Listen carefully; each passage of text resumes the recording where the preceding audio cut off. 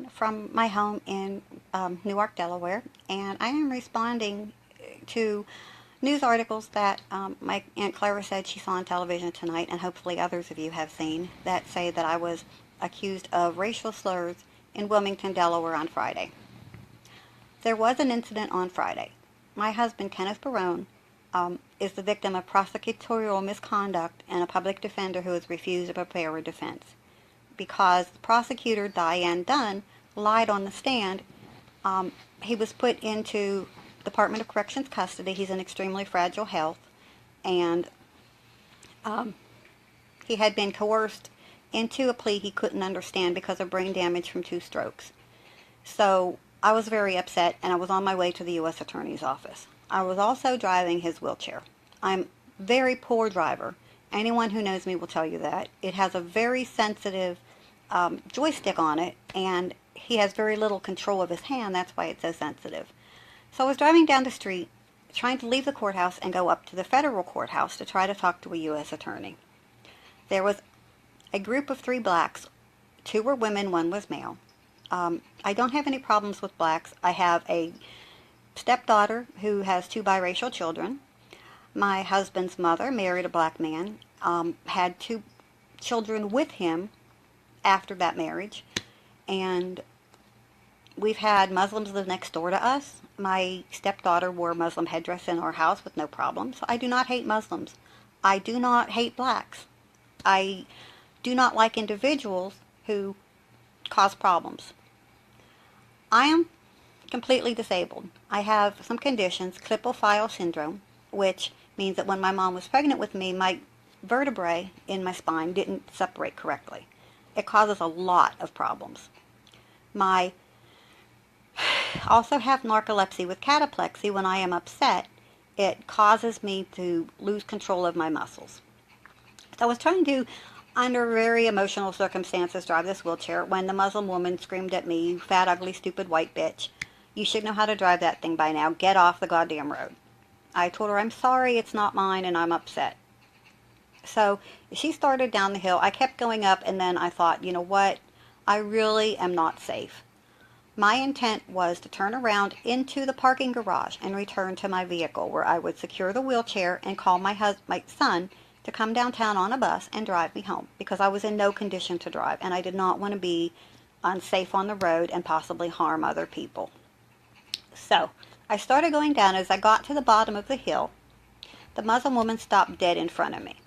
I accidentally bumped into her at the lowest of 5 speeds on the wheelchair. She immediately dumped a huge, big gulp-sized cup of foul-smelling liquid, I believe it was urine, on top of me. And then she punched me in the side of the face. She backed up. I told her, "I'm going into the courthouse to tell the Capitol Police what you've done." She was standing about 20 feet away from me, and she was screaming racial slurs at me.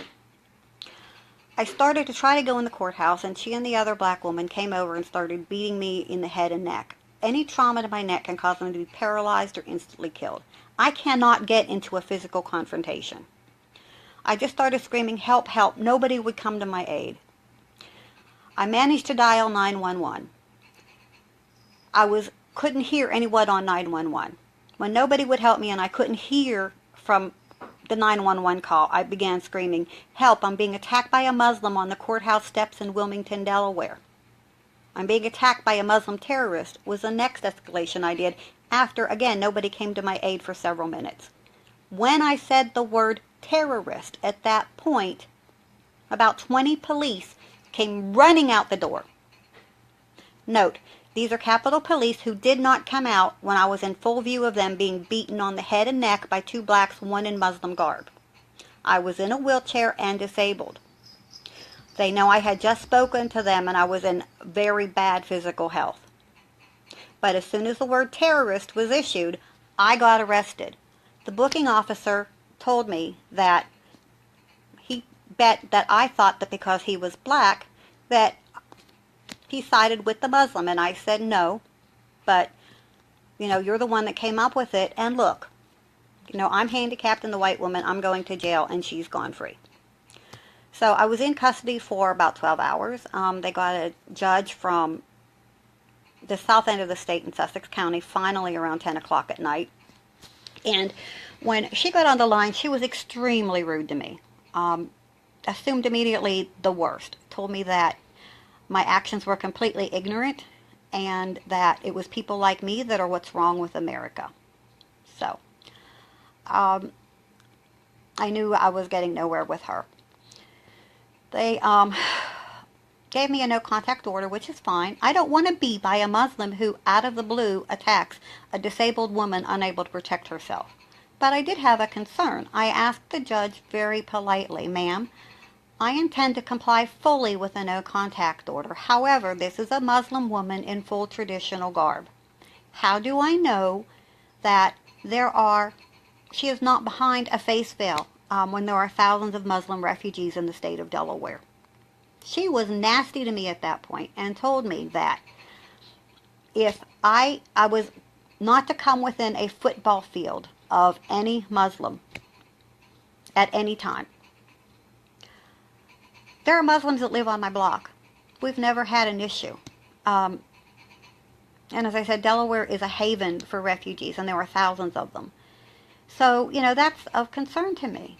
And she told me I had to move out of my home because there are Muslims on the block. Even though I'm physically disabled, I'm on SSDI, and it's really financial and physical hardship for me. So we did that. I finally got out of there, and I was very concerned because that night I had what's called a dystonic storm. That's problems with where my muscles start to twitch all over my body. I've had 2 of them in the past. Both have been after trauma to the back of my neck. This was the worst, but it was the worst trauma my neck had ever experienced. Capitol Police did call paramedics who came, and I was told by police to turn down medical attention, which I did. When I left, even though I was afraid, I ended up at 2 a.m. going to the hospital, Christiana Hospital, on I think it's 12th Street in Wilmington, which is where the paramedics told me to go. And I was diagnosed with a concussion and also minor injuries from the dystonic storm. So I've been suffering from a concussion in addition to everything else. I haven't been able to get any media attention on the fact that the prosecutors committed perjury and manufactured evidence, that his public defender refused to defend my husband. I've been up and down. My husband's in jail for 72 hours. Very fragile health. He's had 2 strokes. He's diabetic. On Friday, he managed to get through for 60 seconds and said because of his brain damage, he could not remember his medications. Could I please get a list?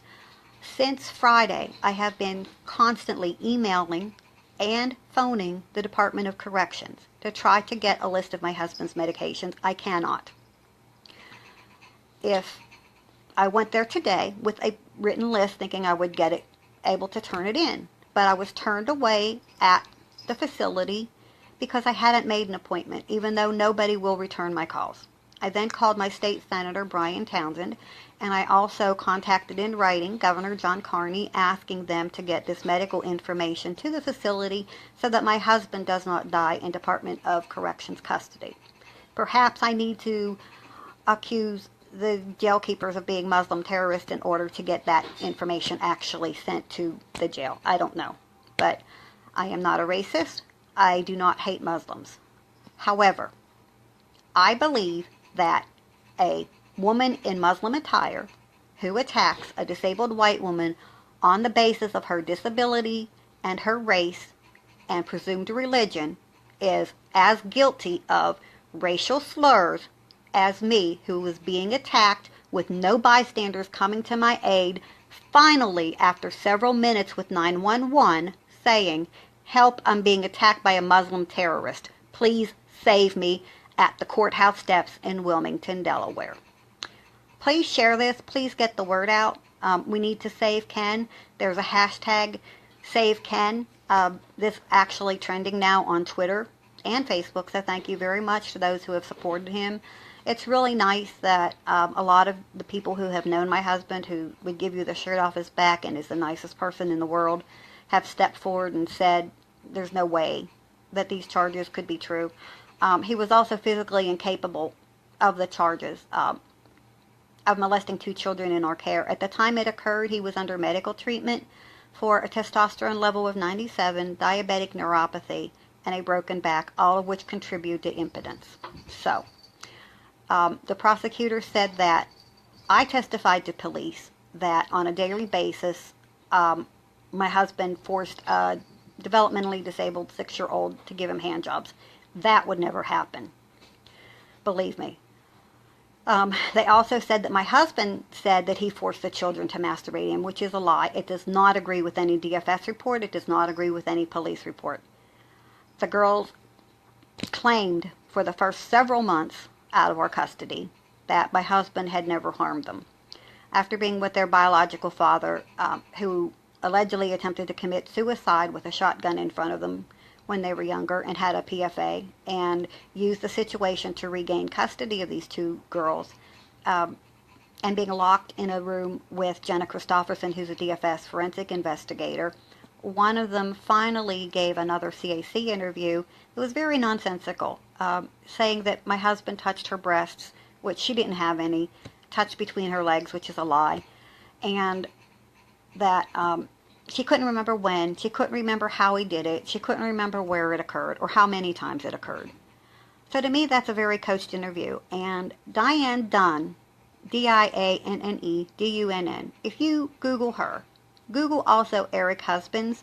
He's a former principal in Sussex County who actually went to trial last year, and after he was acquitted at trial by his alleged victims saying that they were coached to make sexual molestation complaints against him, and was fully acquitted in a court of law, beyond a reasonable doubt, proof that Diane Dunn is still trying to get him put on the sex offender registry as a pedophile.